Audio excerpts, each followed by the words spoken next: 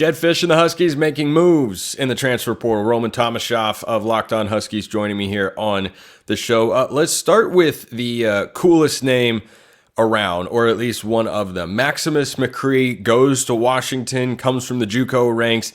Is that Washington's starting left tackle?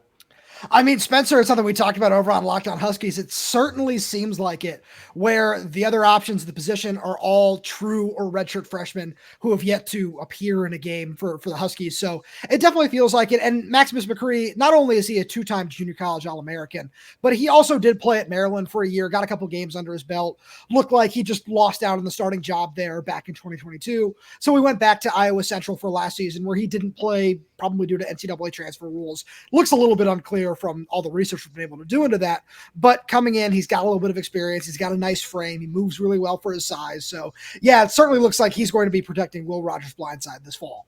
So is this a guy who did not play college football in 2023? Yes, that's correct. And does that concern you? I mean, it certainly does a little bit, but when I look at his track record and I look at where he was before that, it certainly eases that a little bit, where Washington's other option at left tackle for a while was Chris Adams, who struggled a little bit at Old Dominion at right tackle, was better when he got to the left side, and then flipped from Washington to Memphis, which was an interesting move, I'll say. But I honestly like his tape a little bit more than I did Adams with McCree, I'm saying. So I would probably have to say that I would say it's a little bit of an upgrade there in my opinion. This Washington offensive line has been one of the big questions for the Huskies all throughout spring football, not just in the way they'll block in the run game, but how they'll protect Will Rogers. And he's got some pretty notable weapons on the outside. We might get to that a little bit later. But does the McCree addition increase your confidence in what Washington is going to be able to do offensively? So it certainly does, where now there's a little bit more, and albeit it's not super experienced, but there's a little bit more experience depth on the line, which is nice to see. When I look at the line, I see San Diego State transfer Drew Party at right tackle, who was stellar throughout spring practice, one of the top tackles in the transfer portal this past offseason. He was a really nice get.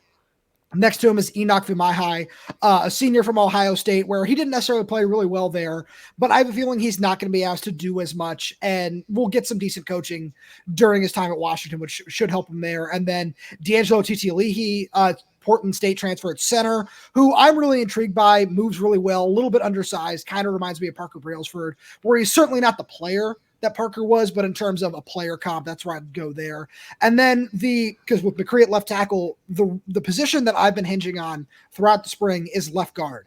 And I think that position is going to be occupied by Gard Memolar this fall, where he was somebody who was going to start along Washington's Joe Moore award-winning offensive line this past season, but suffered a knee injury in late August. It looks like he's moving really well, looks back, or he's almost back to kind of where he was before the injury, and is somebody who's going to slot in this fall and could be an under-the-radar addition for a team that could really make this offensive line. I don't want to say it's going to be really, really good. I think that's a little bit too bold, but it certainly is going to be solid. It's not the only addition that they've made, not the only one from the FCS ranks either. The safety transfer from Sacramento State, one of the more notable additions Washington has made this spring. What do you see? Yeah, I love Cam Broussard, truly. I think that he's somebody who could honestly come in and start right away. Where the more I look at him, I think he's a really good fit for Steve Belichick's defense, where he could come in and start at free safety. He's going to, at the very least, push McElveen, who right now is penciled in as the starter, as the incumbent guy who was there throughout spring practice. But Cameron Broussard is a guy who can come in, play on all three downs. He can walk down into the box, was Sacramento State's second leading tackler last season, and was all Big Sky first team, was really productive, had 4 interceptions over his last 2 seasons.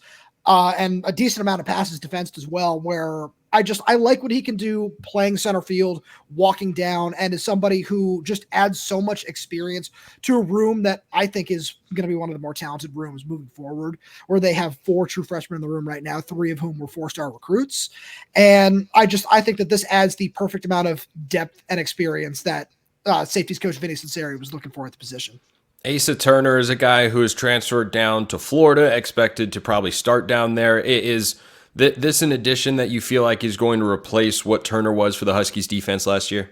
Absolutely.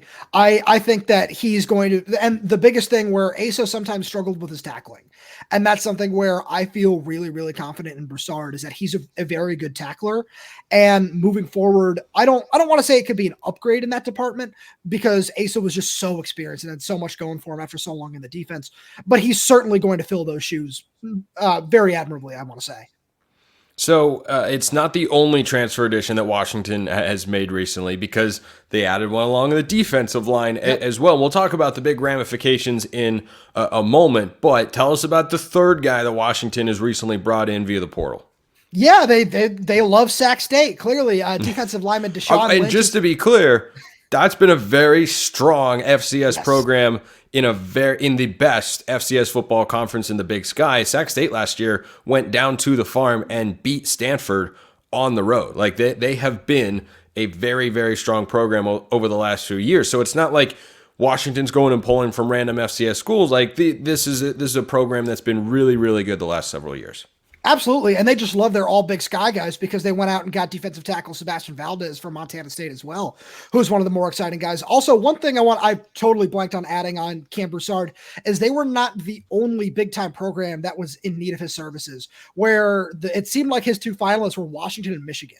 So this was a guy who had some big time offers and chose to come to Washington and just seems like he's going to be a really good fit there. But yeah, defensive lineman Deshaun Lynch is somebody who I'm very intrigued by his fit in this defense, where he's 6'5", 283, played on the edge. But I think this is somebody who's going to come in and be a situational pass rusher on the interior. He's got a really good get off, just a really nice body type where it comes to just one of those true pass rushers from the interior where you can be really inventive and do a lot of different things with him. Kind of like, with Steve Belichick calling this defense in a Dietrich Wise sort of mold where you can move him inside, you can move him outside and have him do a whole bunch of different things for you, where he'll line as a stand-up edge a lot of times. And with that body type, I really, really like that. And when you think about his athleticism, this is a really deep edge rusher's room now, where it's certainly very inexperienced, and he's probably got the most amount of snaps out under his belt outside of Voit Tanufi for the most part.